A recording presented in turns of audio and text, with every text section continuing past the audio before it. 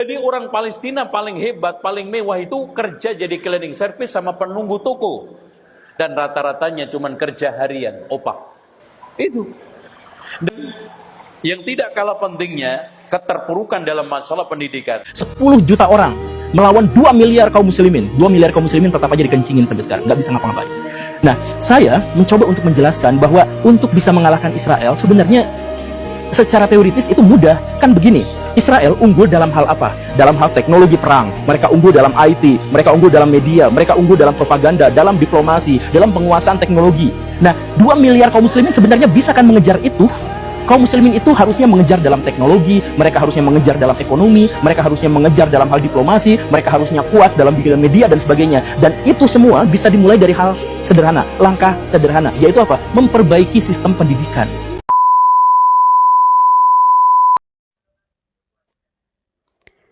Shalom Sobat Kasih, selamat berjumpa kembali para sahabat layar kesaksian.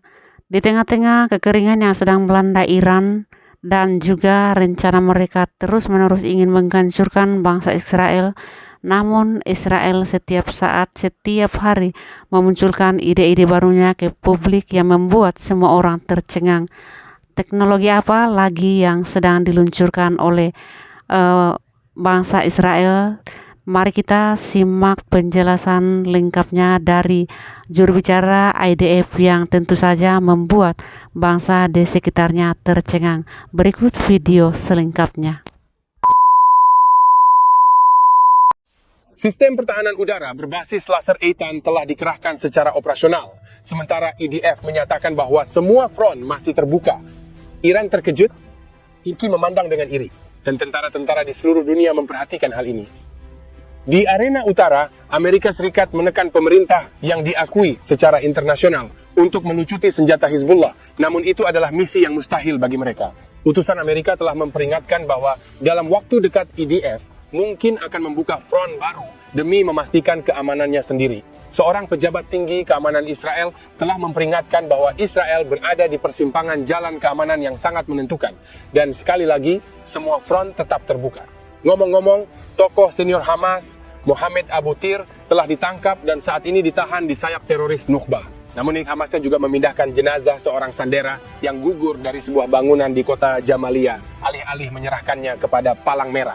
Karena permainan seperti inilah yang terus dilakukan Hamas, rencana Presiden Trump untuk Gaza terhambat, dan di atas itu semua, ketakutan akan bentrokan dengan Hamas membuat negara-negara enggan mengirimkan tentara ke pasukan internasional. Namun beberapa tahap rekonstruksi Gaza sudah mulai berjalan, dan kami akan menceritakan kepada Anda tentang bangsal bersalin yang telah dibangun kembali di sebuah rumah sakit yang dulu digunakan Hamas sebagai markas militer di Gaza. Di front lain di Suriah, IDF telah berhadapan langsung dengan ISIS menangkap sejumlah teroris Daesh dalam operasi penyisiran. Sementara itu di Yudea dan Samaria, IDF berhasil membongkar sel teror Hamas di sebuah desa yang sering dikunjungi ribuan warga Israel untuk berbelanja. Selamat datang di Boots on the Ground. Saya pembawa acara Anda, Yair Pinto, yang akan membawakan semua kebenaran tentang apa yang terjadi di Israel. Mari kita bahas berita utama kita hari ini. Situasi keamanan di Israel sangat tidak stabil karena Hamas sedang membangun kembali kekuatannya di jalur Gaza. Hizbullah masih menjadi ancaman serius di Lebanon, dan Garda Revolusi Iran diam-diam bersiap untuk putaran berikutnya, meningkatkan produksi misil dan mendorong IDF untuk membuat rencana karena aksi mungkin segera diperlukan. Di Suriah, kekosongan keamanan sangat berbahaya dan dapat memicu eskalasi pertempuran. Sementara di Yaman, mereka terinspirasi oleh peristiwa 7 Oktober. Dan di Yudea dan Samaria, sebuah organisasi teroris yang berperang sedang tercatat. Namun, Israel juga telah membuat beberapa kemajuan dalam persiapan untuk putaran berikutnya. Minggu ini, sistem pertahanan udara berbasis laser Eitan telah memasuki tahap operasional penuh dan telah dikerahkan di Israel Utara di strategi tambahan ke sistem pertahanan Israel. Pernyataan dari Kementerian Pertahanan mengatakan bahwa musuh-musuh kita terus belajar dan mempersiapkan diri setiap hari. Periode ini membawa ketidakpastian dan risiko, tetapi juga peluang strategis besar bagi mereka yang memahami momen ini. Sampai akan menyampaikan semua detailnya kepada Anda. Sementara itu, setelah anggota organisasi teroris Hamas memasuki area yang telah disetujui untuk mereka guna mencari korban yang gugur, para teroris terlihat meninggalkan bangunan dengan sesuatu yang disembunyikan di dalam selimut. Diduga bahwa ini adalah jenazah salah satu sandera yang diminta Israel untuk ditemukan. Awalnya, mereka mengumumkan bahwa mereka akan menyerahkan jenazah pada Senin malam, namun pejabat Israel memperingatkan bahwa untuk saat ini tidak ada harapan akan adanya penyerahan. Pihak intelijen menilai bahwa semua ini merupakan bagian dari kampanye tekanan psikologis serta ketidakpastian dalam proses identifikasi. Bagaimanapun, rencana Presiden Trump untuk Gaza telah macet karena ketakutan akan bentrokan dengan Hamas membuat banyak negara enggan menyumbang tentara untuk pasukan internasional. Indonesia secara signifikan mengurangi cakupan partisipasinya. Azerbaijan mundur. Dan kurangnya dukungan Arab meningkatkan keraguan, sementara Hamas menyatakan akan melawan setiap upaya untuk melucuti senjatanya. Meskipun demikian, beberapa kemajuan telah dicapai. Sekitar 1,5 bulan setelah dimulainya gencatan senjata, mereka mulai membangun kembali rumah sakit terbesar di jalur Gaza yang selama perang terungkap telah berubah menjadi markas teroris. Aktivitas sebagian dilanjutkan, dan di Israel ada kekhawatiran bahwa organisasi teroris akan kembali menggunakannya untuk kebutuhannya. Di wilayah utara, IDF melancarkan operasi untuk menggagalkan terorisme di Suriah yang mengakibatkan 2 teroris yang berafiliasi dengan Daesh, negara Islam, tewas, sementara 3 lainnya ditangkap. Tindakan tersebut menghasilkan penyitaan senjata pribadi, amunisi, sabuk peledak, dan berbagai jenis bahan peledak. Semua ini terjadi sementara baik Hamas maupun Jihad Islam baru-baru ini mulai memperkuat cengkraman mereka di Suriah yang baru. Di negara tetangga Lebanon, pemerintah yang diakui secara internasional diperkirakan tidak akan memenuhi target yang ditetapkan oleh Amerika Serikat untuk melucuti senjata Hizbullah sebelum 31 Desember. Situasi ini meningkatkan risiko terjadinya eskalasi yang signifikan. Pembarak utusan Presiden Trump untuk Suriah menyampaikan pesan kepada Perdana Menteri Irak menjelang operasi IDF terhadap Hizbullah. Menurut laporan kami di Al-Hadathid, Barak memperingatkan bahwa milisi pro-Iran di negara tersebut akan diserang habis-habisan jika mereka campur tangan demi organisasi teroris Lebanon itu. Sementara itu, IDF sedang beroperasi secara ekstensif di Yudea dan di Samaria untuk menemukan petunjuk, bom, dan laboratorium yang mengubah senjata airsoft menjadi senjata api sungguhan. Dalam 2 minggu terakhir, 6 teroris telah dilumpuhkan, 20 bahan peledak berhasil disita beserta peralatan lainnya. Seperti yang bisa Anda lihat, kita punya banyak hal untuk dibahas hari ini, jadi mari kita langsung masuk ke detailnya. Saya Yair Pinto, dan inilah laporan Boots on the Ground Anda, yang membawakan semua kebenaran tentang apa yang terjadi di Israel selama perang melawan Hamas, Hizbullah, Houthi di Yaman, milisi Syiah di Irak, dan semua kelompok bersenjata lain di kawasan ini yang beroperasi di bawah komando dan kendali Korps Garda Revolusi Islam Iran, yang merupakan kepala dari poros kejahatan yang sedang runtuh di Timur Tengah. Sebelum kita mulai, saya ingin mengajak Anda untuk terus menyebarkan kebenaran. Bagikan konten ini kepada siapa saja yang ingin tahu apa yang sedang terjadi di Israel. Pastikan untuk memberikan like, tinggalkan komentar, terima kasih. Sekarang mari kita masuk ke berita, dan kita akan mulai laporan ini dengan perkembangan terbaru di jalur Gaza. Tingkat intelijen Israel kini sedang memeriksa mengapa Hamas menahan diri untuk tidak menyerahkan jenazah para sandera yang ditemukan dalam operasi penggalian yang dilakukan pada Senin pagi di 2 lokasi di jalur Gaza Utara. Penilaian yang berkembang adalah bahwa Hamas menghindari penyerahan jenazah para korban karena 2 alasan. Pertama, mereka sedang melakukan perang psikologis yang sinis, dan kedua, mereka belum yakin dengan identitas para korban.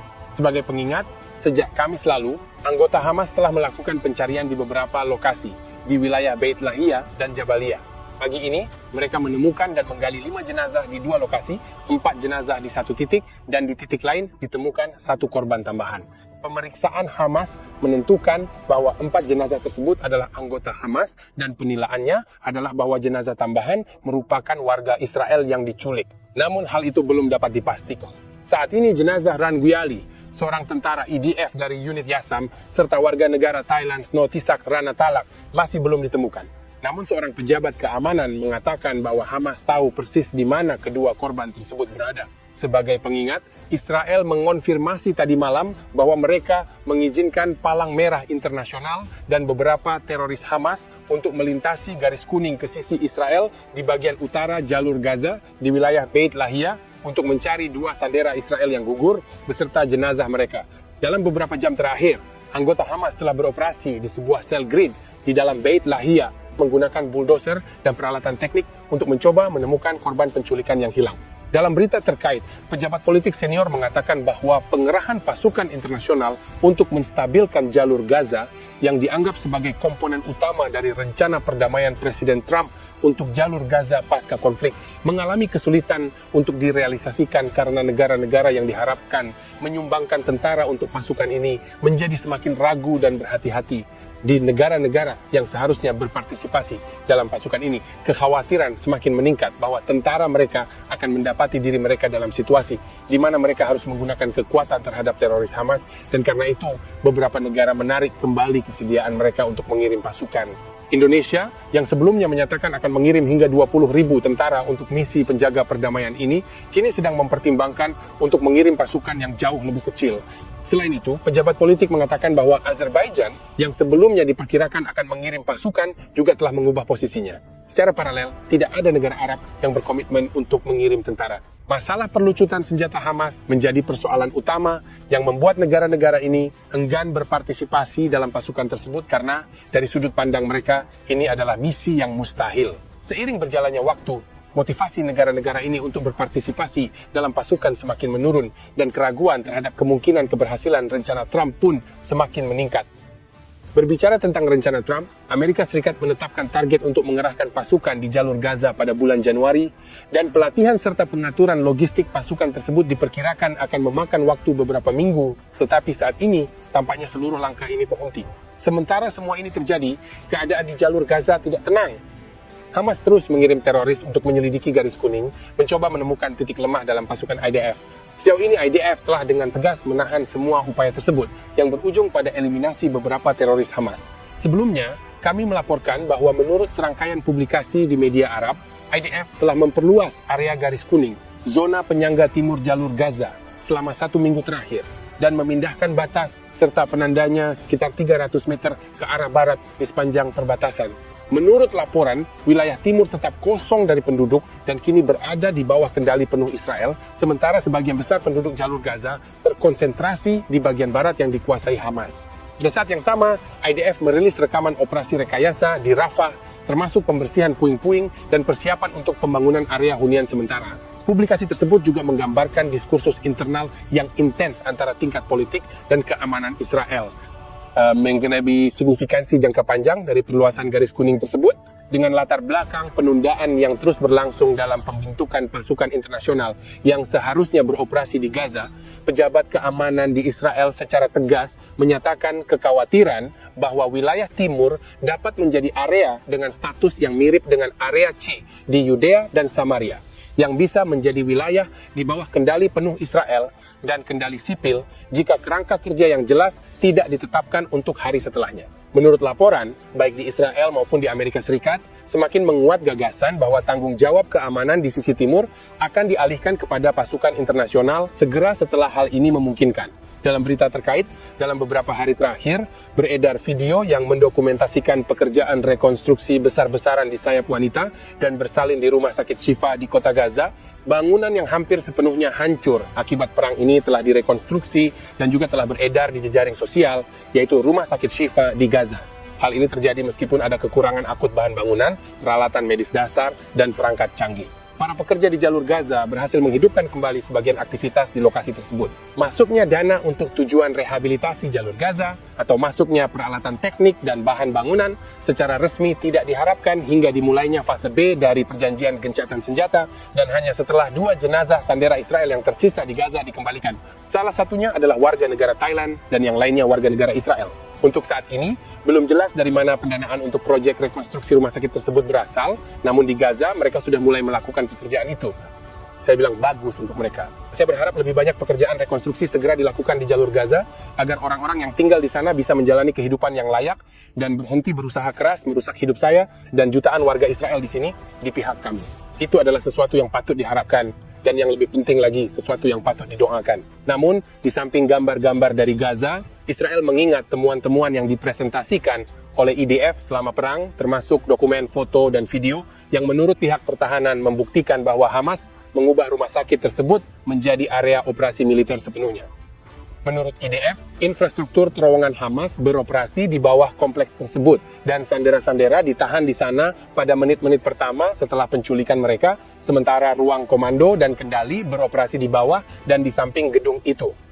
Pada bulan Maret tahun lalu, seorang teroris Hamas yang ditangkap di rumah sakit tersebut mengatakan dalam interogasinya bahwa bangsal bersalin telah menjadi markas besar jihad.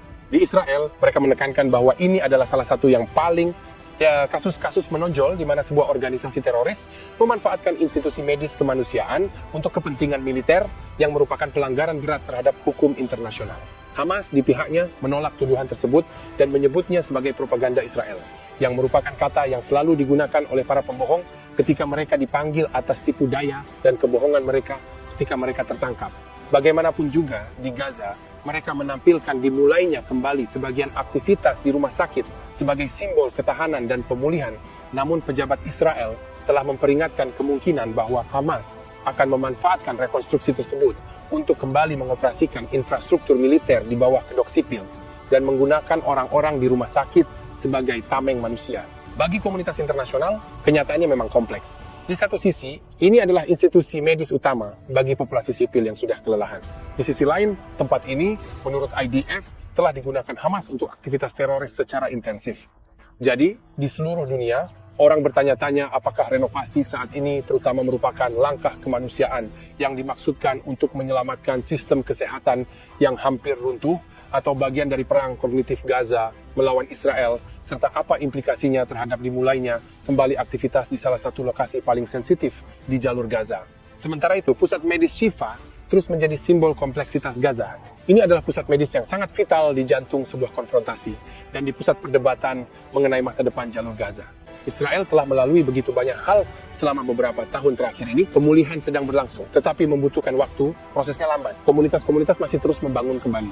Keluarga-keluarga masih dalam proses pemulihan. Sekarang kita akan mengalihkan fokus ke arena utara, dan kita akan mulai dengan apa yang sedang terjadi di Lebanon. Lebanon untuk membicarakan Lebanon hari ini, kita perlu melihat sejenak apa yang terjadi di Irak minggu ini. Ini terjadi saat utusan Amerika, Tom Barak, berada di Baghdad pada hari Minggu untuk bertemu dengan Perdana Menteri Irak, Mohammed Shihab al-Sudani. Percakapan tersebut berlangsung lebih dari 70 menit dan membahas pesan-pesan yang disampaikan Barak kepada pimpinan Irak. Menurut sumber di Baghdad, utusan Amerika tersebut meminta al-Sudani untuk memainkan peran positif dalam menstabilkan Suriah dan memberinya pembaruan terkait perkembangan terbaru mengenai situasi di Lebanon. Seorang penasihat di pemerintahan Irak mengatakan bahwa Barak menyampaikan pesan bahwa milisi pro-Iran harus menghindari tindakan apapun yang dapat membantu Hizbullah di Lebanon, baik secara ekonomi maupun militer. Pesan utama adalah untuk mencegah keterlibatan Irak dalam eskalasi apapun di kawasan ini. Jika Anda belum mendengarnya di tempat lain, pada bulan Mei lalu, Perdana Menteri Lebanon, Nawaf Salam, menyatakan bahwa 80% target pelucutan senjata di Lebanon Selatan telah tercapai. Namun, seorang pejabat militer Israel yang berbicara secara anonim kepada surat kabar Inggris Telegraph mengatakan bahwa sulit untuk menerima angka tersebut. Pejabat tersebut menjelaskan bahwa meskipun tentara Lebanon bertindak secara positif dan dengan cara yang belum pernah terlihat selama beberapa dekade, upaya mereka masih belum cukup. Tantangan utama, katanya, adalah penguatan posisi Hezbollah di dalam infrastruktur sipil milik pribadi, termasuk rumah dan lahan pertanian. Tentara Lebanon enggan memasuki rumah-rumah pribadi dan ragu untuk menghadapi warga Syiah setempat, dan Hezbollah memanfaatkan situasi ini. Pejabat tersebut menegaskan bahwa bahkan jika tentara Lebanon menyatakan wilayah tersebut benar-benar bersih pada akhir tahun, Israel tidak akan menerima hal ini tanpa penanganan terhadap infrastruktur milik pribadi yang menjadi tempat tinggal ancaman sebenarnya. Pemerintah Lebanon yang diakui secara internasional tampaknya memahami bahwa kegagalan untuk melucuti senjata Hezbollah dapat menimbulkan dampak regional yang luas dan membahayakan hubungan dengan pemerintahan Amerika. Hal ini terjadi setelah Gedung Putih menyetujui paket bantuan sebesar 230 juta dolar Amerika Serikat untuk tentara Lebanon guna melaksanakan rencana tersebut. Namun kenyataannya adalah pemerintah tidak dapat memaksa tentara untuk menjalankan tugasnya jika tentara itu sendiri tidak mau. Dengan mempertimbangkan hal tersebut, Perdana Menteri Israel Benjamin Netanyahu telah memerintahkan serangan rutin terhadap target-target Hezbollah di Lebanon setelah perjanjian gencatan senjata, dan Israel telah mengidentifikasi upaya yang semakin besar dari Hezbollah untuk menyelundupkan senjata dari Suriah dan membangun kembali kemampuannya, terutama di utara Sungai Litani. IDF menilai bahwa mereka telah menyingkirkan 370 anggota Hezbollah selama gencatan senjata yang berlangsung selama setahun. Dan dalam sebuah serangan udara pekan lalu, Haitham Ali Tabtabi, komandan militer organisasi tersebut, juga telah dieliminasi. Sebuah langkah yang dipandang sebagai pesan kepada pemerintah Lebanon bahwa kesabaran Israel hampir habis.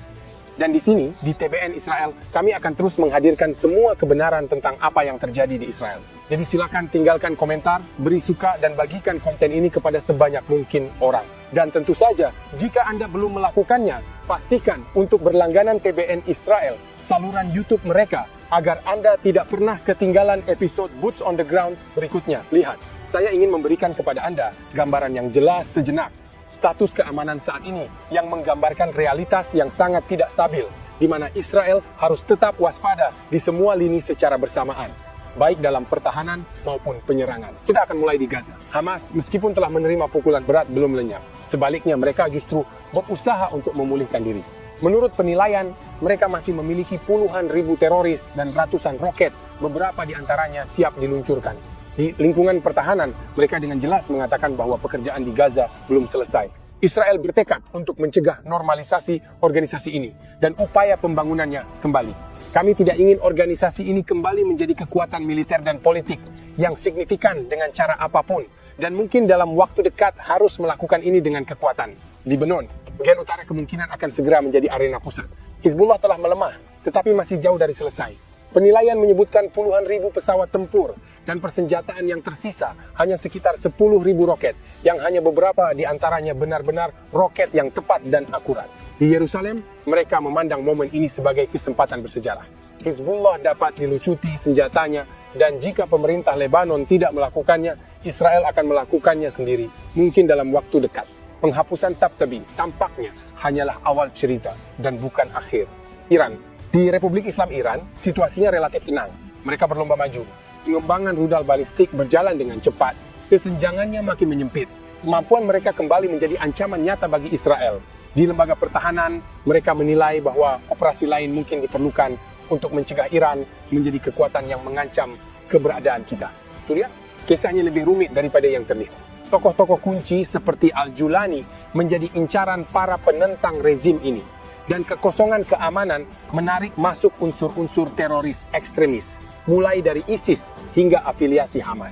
Artinya, jika mereka berhasil menyingkirkannya, seperti yang dinilai di Israel sebagai skenario yang sangat mungkin terjadi, lembaga pertahanan mungkin dalam waktu singkat akan beralih dari pertahanan pasif di sepanjang perbatasan menjadi sikap tempur penuh di dalam Suriah. Ledakan berikutnya di lokasi itu di Suriah hanya tinggal menunggu waktu. Dan sekarang ke Yaman. Di Israel mereka menyatakan kepuasan atas rangkaian tindakan yang puncaknya adalah hal tersebut. Pimpinan Houthi telah dieliminasi, termasuk kepala staf dan menteri pertahanan mereka. Pada saat yang sama, mereka memahami bahwa mereka harus mengambil inspirasi dari peristiwa 7 Oktober. Dan mereka tahu bahwa meskipun jarak daratnya sangat jauh, jarak itu bisa ditempuh dengan motivasi besar dari pihak mereka. Oleh karena itu, arena ini diperlakukan bukan sebagai yang berjarak 2.000 km, melainkan hanya sekitar 2 km saja. Dengan segala implikasinya, mereka sedang bersiap untuk invasi darat, namun mereka masih jauh. Dan terakhir, arena yang membuat lembaga pertahanan sulit tidur adalah Yudea dan Samaria. Seorang pejabat senior mengatakan kepada kami malam ini bahwa kami belum cukup kuat di sana, terutama dari segi intelijen.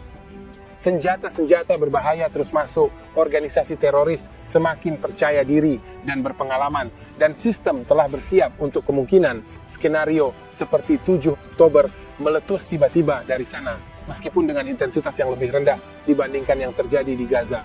Itu masih bisa menjadi peristiwa yang mengubah permainan. Peringatannya jelas. Kita harus bersiap untuk itu sekarang juga.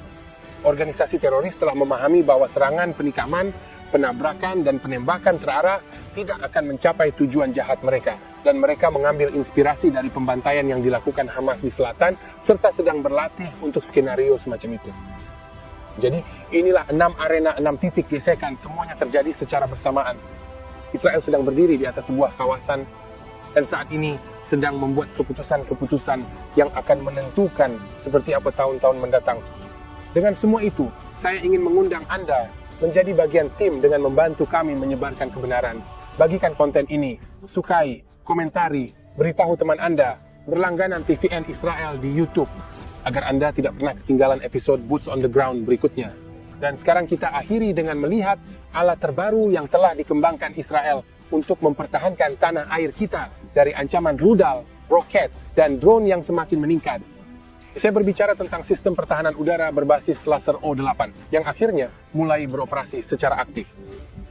pada tanggal 30 Desember, sistem ini akan secara resmi diterima oleh IDF dan sudah mulai ditempatkan di bagian utara negara sebagai bagian dari sistem pertahanan terhadap roket dan UAV milik Hizbullah. Kepala Mafat Dr. Danny Gold mengumumkan pada konferensi teknologi pertahanan minggu lalu bahwa pengembangan sistem tersebut telah selesai. Alih-alih menggunakan rudal yang harganya puluhan ribu dolar. Tiap tembakan hanya memerlukan beberapa shekel dan bergantung pada listrik. Jadi selama masih ada listrik, intersepsi dapat dilakukan hampir tanpa batas. Sistem ini dikembangkan di Rafael bekerja sama dengan Elbit dan dianggap sebagai sistem intersepsi laser operasional pertama di dunia. Sistem ini dinamai berdasarkan mendiang Kapten Eitan Ostra, yang ayahnya merupakan salah satu insinyur senior dalam proyek ini. Pada Oktober 2024, versi yang lebih kecil, Lehat Barzel atau Iron Blade, telah dikembangkan di utara dan melakukan intersepsi pertama terhadap UAV, lalu puluhan intersepsi lainnya terhadap pesawat dan peluncuran dari Lebanon, sebuah uji coba di medan perang nyata yang kini memungkinkan deklarasi kesiapan operasional penuh. Direktur Jenderal Kementerian Pertahanan, Mayor Jenderal Amir Baram, mengatakan dalam konferensi bahwa semua front masih terbuka, namun Israel sedang bertransisi dari negara siber menjadi negara teknologi pertahanan. Ratusan startup dan perusahaan pertahanan Israel sedang mengembangkan generasi berikutnya dari sistem ofensif dan defensif untuk konfrontasi di masa depan dengan Iran, dan laser baru di utara hanyalah gambaran awal dari apa yang akan datang. Menurutnya, pada tahun 2024, Kementerian Pertahanan telah menandatangani 21 perjanjian antar pemerintah senilai miliaran dan menginvestasikan sekitar 1,2 miliar pada lebih dari 300 startup yang menjadikan Tel Aviv sebagai pusat teknologi pertahanan terbesar ketiga di dunia. Memang, dalam beberapa minggu terakhir, situs-situs yang melaporkan isu pertahanan telah memuat puluhan berita tentang tentara-tentara di seluruh dunia yang membeli sistem pertahanan buatan Israel yang akan menciptakan dan mempertahankan ribuan lapangan kerja di Israel selama bertahun-tahun ke depan, serta memperkuat pembangunan pertahanan kita sendiri terhadap berbagai ancaman yang kita hadapi. Jadi mari kita doakan situasi ini. Saat kita berdoa, mari kita buat doa itu menjadi pribadi. Mari kita doakan para pemimpin kita. Mari kita doakan agar kehendak Tuhan terjadi di negeri ini, di kawasan ini. Marilah kita berdoa bagi semua orang yang tidak bersalah, kehidupan orang-orang yang tidak bersalah, yang dipengaruhi oleh rezim teroris ini, agar mereka mendapatkan kedamaian Tuhan di dalam hati mereka. Mari kita berdoa untuk para prajurit IDF. Mari kita berdoa untuk tim kami di TBN Israel. Marilah kita berdoa agar Anda semua menerima kebenaran, membagikannya dengan berani, dan agar Tuhan melindungi Anda. Marilah kita berdoa untuk pendamaian Yerusalem.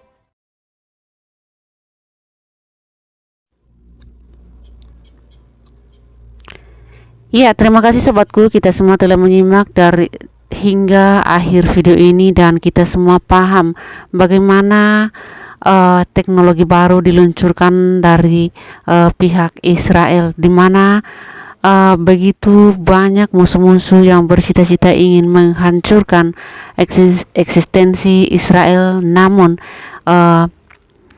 di balik itu juga dunia takjub dengan peluncuran baru, ide-ide baru yang bermunculan setiap saat dari bangsa Israel. Terbukti setelah AI dan teknologi lainnya diluncurkan dan ternyata faktanya dinikmati oleh seluruh dunia termasuk Indonesia. Bagaimana pula dengan teknologi di dalam hal berperang, memerangi musuh-musuhnya? Israel punya beribu macam inovasi dan sangat brilian di dalam menciptakan teknologi yang super canggih. Semoga video ini bermanfaat. Silakan di-share dan sampai jumpa.